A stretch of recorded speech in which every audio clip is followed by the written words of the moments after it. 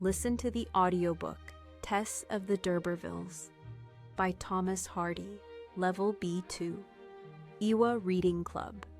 Part 2. You will find all the rest parts in the description and on our channel. I am not permitted to do it, but you may bury him yourself, he told her. Tess took her son to the very edge of the churchyard and buried him among unbaptized children, drunks, and suicides. Then she made a little cross and placed it at the head of the grave. In a flash, a simple country girl transformed into a woman with a complicated inner world. But aside from great suffering, Tess acquired priceless knowledge and confidence from the tragedy of her life. For her, there was nothing to pursue in Marlotte. She had already ruined her family's reputation and herself. If she wanted to rid herself of her bitter memories, she had to find a new place where she would not be limited by family bonds. In the end, she learned that a man required a milkmaid at his farm some miles south of the village and set off at once.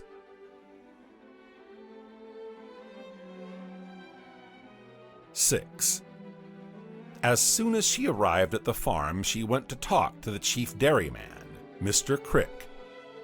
Against her expectations, he welcomed her warmly and even offered her a rest after a long ride. But she insisted on starting work right away. One of the dairymen at the farm stood up and stretched his arms tiredly. Tess looked at him briefly, and a memory from the past emerged in her mind. He was the very man whom she observed dancing with another girl at the May Day dance. At night, Tess overheard a conversation between milkmaids and learned that the man was Angel Clare, the son of a priest from Emminster. His two brothers followed in their father's footsteps and devoted their lives to the church, whereas young Angel chose to pursue another career. He was a naturally gifted intellectual who valued freedom of thinking. His father was only ready to provide an education for him if he agreed to become a priest. But young Angel had no firm belief in the church's concept of life and thought it dishonest to join it. In the end, he decided that his only means of preserving intellectual freedom was to settle in the countryside and learn to be a farmer. At the age of 26, he came to the dairy farm as a student. Instantly, all the milkmaids were fascinated by his beauty and intelligence. However, the only girl that interested him was Tess. In comparison with other milkmaids, she seemed pure and innocent. He often cast admiring looks at her, but she never returned them. Claire had been watching her closely all through the summer. They could not help but meet daily, bound to unite like two streams in one valley. Claire regarded Tess as the ideal of a girl he had always sought. At first, Tess felt delighted like never before, but then the bitter memories of her past came over her again. "I dare not marry a decent man like him," she said to herself. "I should try to turn his attention to other milkmaids. Hopefully, he will fall in love with one of the truly innocent girls. Furthermore, the girls have long since been in love with him. I shouldn't get in the way of their happiness." But still, Angel showed no sign of attraction toward any of them, though of course he acknowledged them as capable workers. One day, Tess and Claire were on the farm together milking cows. Tess leaned her head against the cow's body and stared into the field. Claire observed her, fascinated. Suddenly, he jumped up from his seat, ran toward her, and embraced her from behind. He meant to kiss her, but broke off sharply. "Forgive me," he begged. "I love you so dearly, Tess." His own words came as a surprise to him. Her eyes gradually filled with tears. She cried silently as he stood there and stared at her.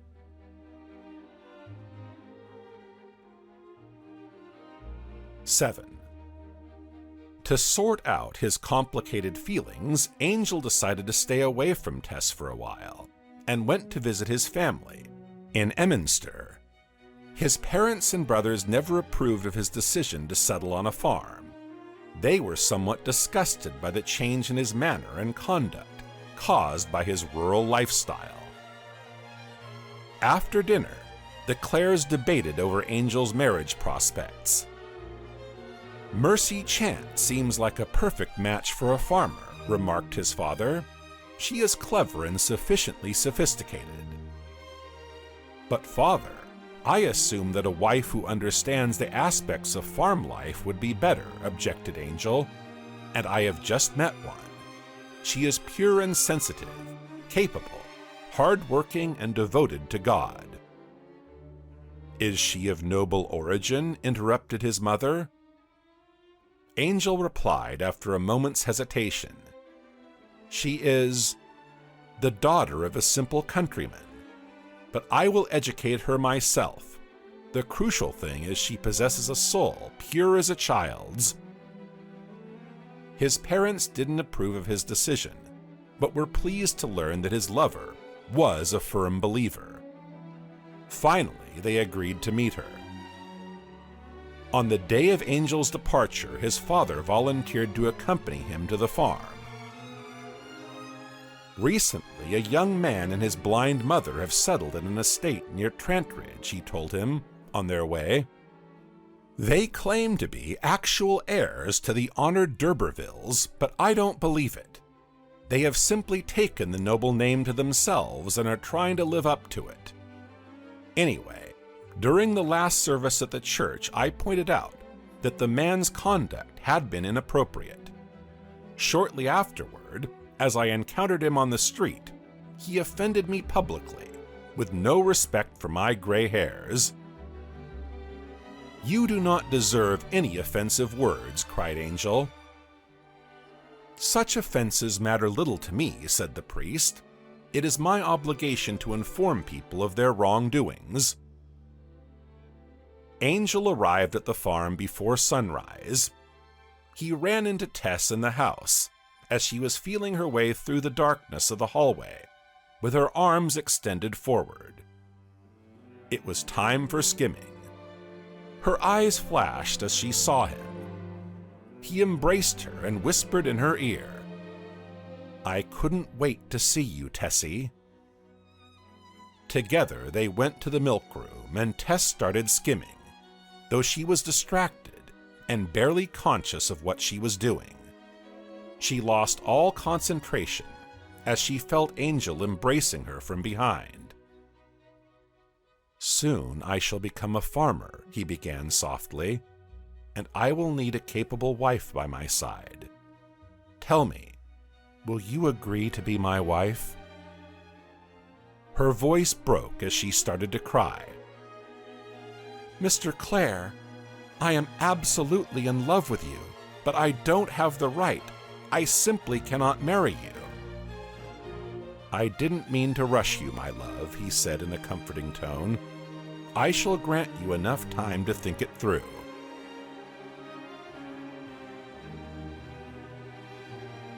8.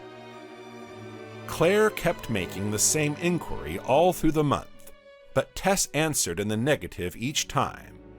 Her heart agreed with the idea entirely, but still she was ashamed of her dark past, and thus could not accept his proposal. She hesitated about whether or not to reveal her past tragedy to him. She feared that he would abandon her the very moment he learned the bitter truth. Yet Angel refused to admit defeat. He kept questioning her, convinced that she only resisted him because she was ashamed of her lower social status. One day, they drove off the farm together to deliver some goods to town.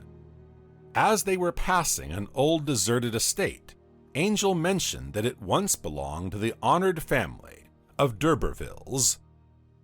Tess straightened up instantly, as if she had gained confidence from his remark.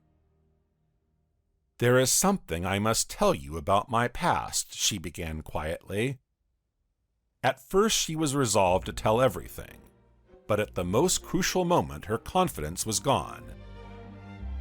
"I am also a d'Urberville." "Is that all?" he asked with a laugh.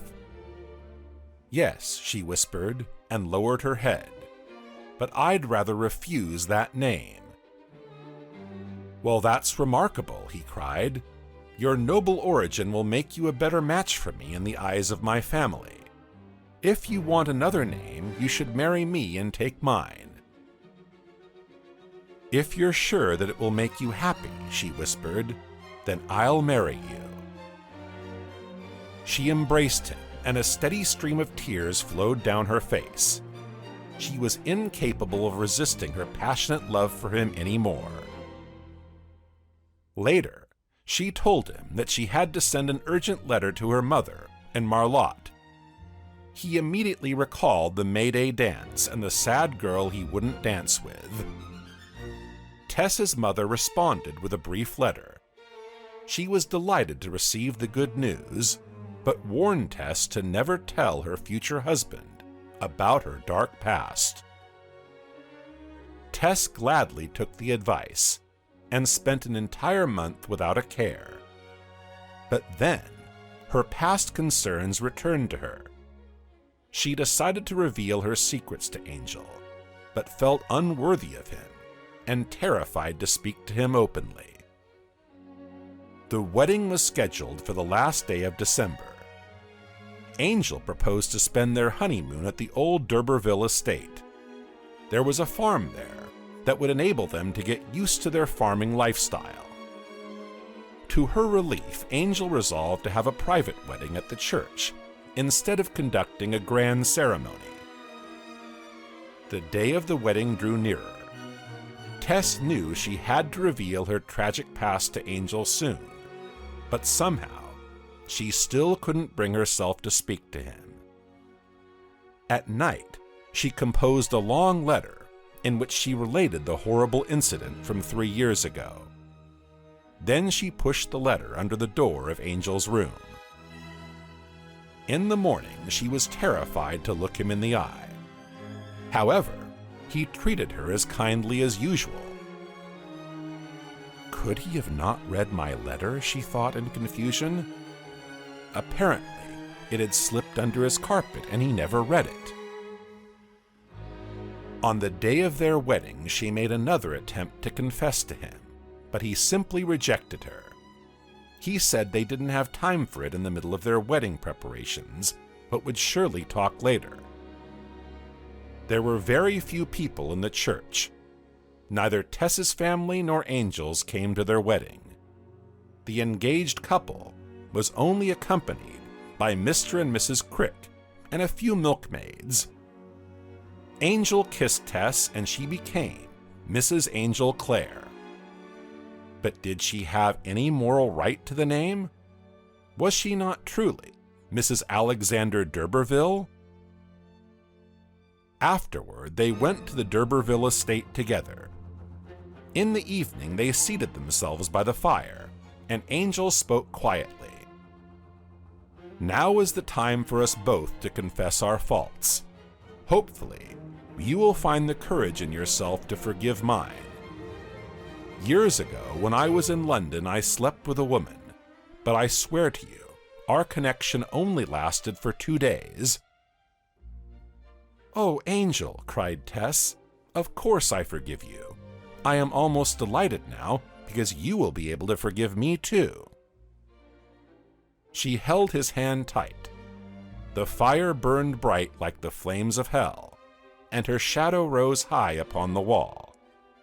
She began her tale of how she first encountered Alec d'Urberville and the terrifying consequences that followed.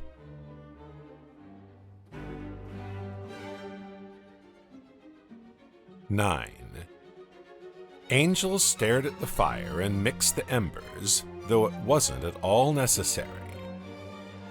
"How am I to believe this?" he whispered. "Oh, Tess, my dear wife, tell me that you are out of your mind." "I am not," she replied, and fell to her knees. "I beg you to forgive me, as you have been forgiven." He still couldn't recover from the shock. "It has nothing to do with forgiveness," he cried. "You were one person, now you are another."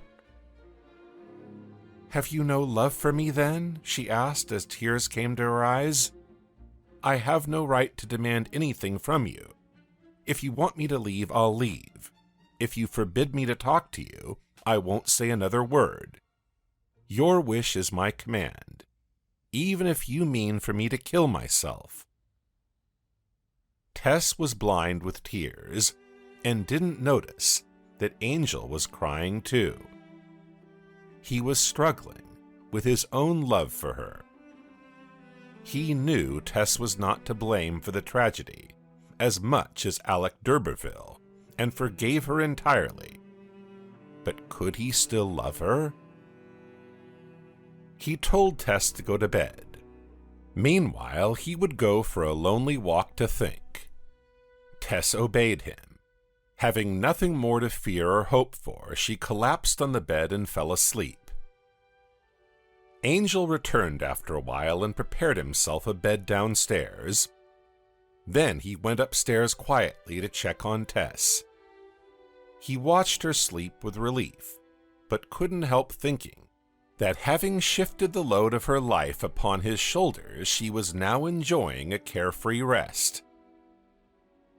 He attempted to leave many times, but his eye was drawn back to Tess by his great love for her. Then suddenly, he caught sight of the portrait of a Mrs. d'Urberville from centuries ago, hanging on the wall. It seemed to Angel that her eyes flashed with anger. He was terrified at the thought of how similar she looked to Tess. That was sufficient to take him away from Tess and down the stairs. In the following days, Angel tried to avoid Tess whenever he could. He spent most of his time at the farm or in his study. In the rare moments when they were together, they talked briefly and awkwardly. Once Tess proposed a divorce, but Angel rejected the idea, stating that the law denied them such an opportunity. One evening they sat together in the living room in absolute silence. Stay with us for part 3. Send this video to a friend who likes simple podcasts for language learning. And now, check this amazing story.